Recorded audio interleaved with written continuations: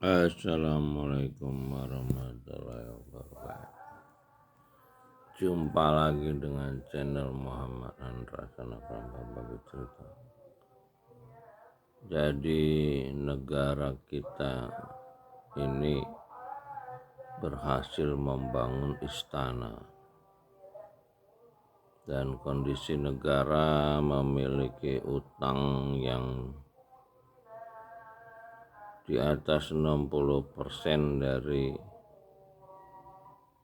anggaran belanja negara per tahun.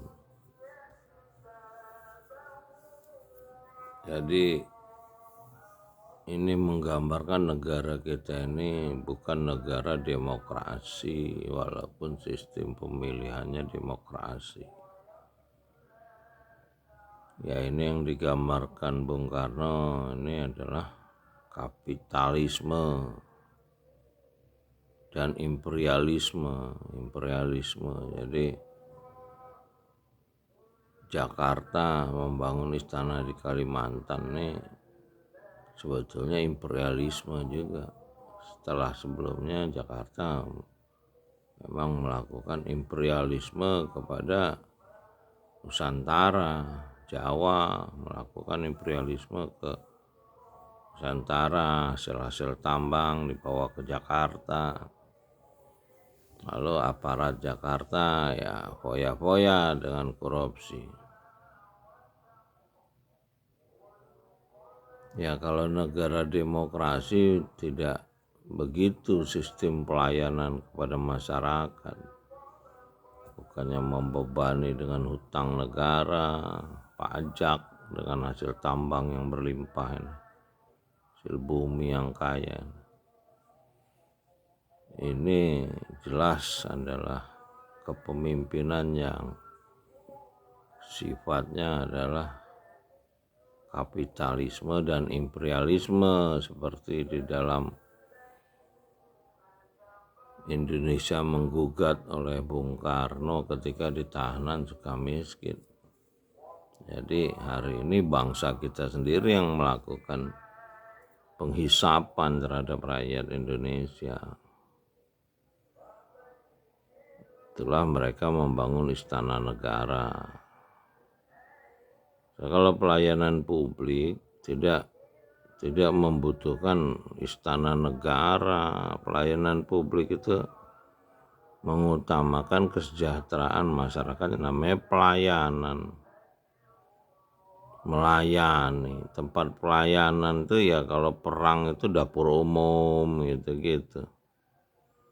Kita belum selesai memerangi ketidakadilan, kemiskinan di negara ini. Lalu bangun istana itu kan nggak sesuai, negara banyak utang. Ya memang negara ini kaya, tapi kemana kekayaannya?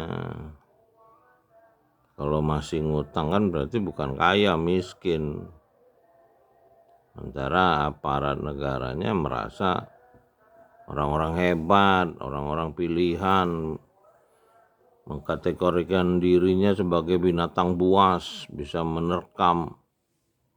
Rakyatnya dianggap orang bodoh yang harus diterkam. Ya hari ini juga presiden kita ya menggunakan aparat hukum untuk mengintimidasi lawan-lawan politik. Berarti negara ini memiliki seorang raja, bukan negara demokrasi, apalagi yang dibilang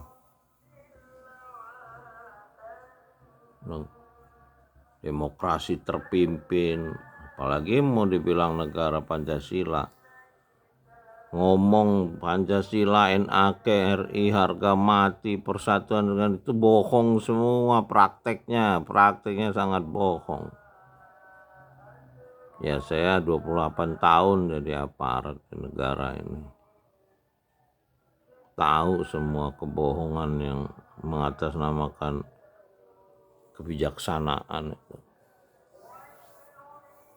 Tapi ya nggak bisa disalahin, rakyatnya juga pembohong. ngaku beriman ya, cuman nggak tahu dia isi kitabnya, nggak pernah belajar petunjuk kitab yang dia imani. Ulamanya membodohi umatnya demi kepentingan uang gitu.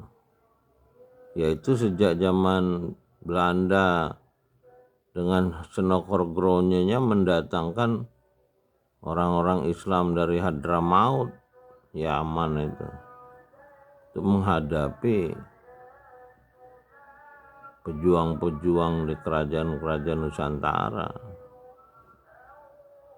Ya, ternyata bangsa kita ya bangsa yang malas belajar, bodoh, sehingga datang ulama-ulama yang membawa petunjuk-petunjuk palsu dari kitab-kitab palsu itu bisa membohongi masyarakat yang memang nggak mau membaca kitabnya, nggak mau iqra, membaca petunjuk Tuhan. Padahal dia ngaku beriman pada kitab itu, sampai ke hurufnya dia ngaku beriman, tapi apa gunanya beriman sama huruf nggak tahu artinya? Itu mantra namanya, mantra.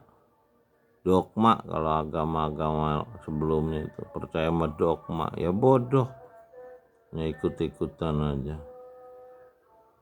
Jadi kondisinya ini memang layak yang diterima masyarakat, dan lahirnya raja-raja di negara kita yang zolim, raja-raja kecil mulai dari kepala desa, camat, bupati, gubernur, presiden, menteri-menteri, semuanya ya pemimpin-pemimpin zolim. Ya rakyatnya juga rakyat zolim, sama dirinya sendiri zolim. Jadi udah benar semua. Ya cuman tetap aja pencipta langit dan bumi itu punya hak kuasa. Manusia ini terlalu lemah, diciptakan dari air mani kok, gak ada kekuatan apa-apa. Sesombong-sombongnya manusia yang menjadi iblis itu nggak ada apa-apanya di mata pencipta langit dan bumi. Seperti tenggelamnya Firaun, ya mati dalam sekejap aja mereka tuh. Ya jadi mereka masih hidup itu ya memang karena memang hukuman untuk rakyat Indonesia ini yang berdiri di atas kemakmuran alam, cuman tidak bisa mensyukurinya karena tidak iqra, tidak membaca kitab petunjuk. Dia tidak belajar kepada penciptanya, cipta alam semesta yang mengajari dengan tulisan, dengan kitab.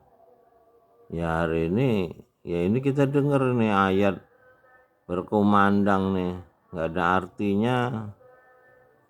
Orang juga nggak tahu artinya. Cuman kalau kita bilang marah orang ini, keramat. Orang ngerasa ayat-ayat ini mengandung kekuatan, ya kekuatan jin lah. Kalau kekuatan pikiran itu nggak bisa jin lakukan. Ya, jin iblis itu punya kekuatan zaman era Nabi Sulaiman. Tapi orang yang punya pengetahuan, belajar dari kitab, ya sesuai perintah membaca Quran dengan perlahan-lahan di malam hari, itu perintah untuk belajar. Iqra juga perintah untuk belajar. Ada pencipta, Robbil Alamin, pencipta itu. Orang kalau udah baca kitab dia tahu penciptanya siapa, Robbil Alamin, dia berlindung pada siapa, Auzubirobbin nas. Masih bukan kepada Rabb, berarti dia belum membaca kitab, imannya masih iman palsu. Ya, mudah-mudahan kita masih bisa bangkit dengan Pancasila, mengikuti jejak para nabi, melawan kebohongan di dunia ini yang dibangun oleh iblis untuk mendapatkan pengikutnya dari manusia sebanyak-banyaknya. Tapi hanya manusia yang paham isi kitab yang tidak bisa ditipu oleh iblis. Mudah-mudahan kita bisa Iqra bismi rabbikal ladzi khalaq, khalaqal insan min 'alaq. Iqra wa rabbukal akram, allazi 'allamal bil qalam, 'allamal insan malam ya'lam. Mudah-mudahan kita diberi kekuatan yang menolong. Rabbi adil liman khala sediki wa asini maraja sediki wa jalim ladunga sultanan nasirah. Salamun kolami Rabbi Rahim. Salam dari Menara Langit Muhammad Al-Rasul yang berbagi cerita. Assalamualaikum warahmatullahi wabarakatuh. Alhamdulillahirrahmanirrahim.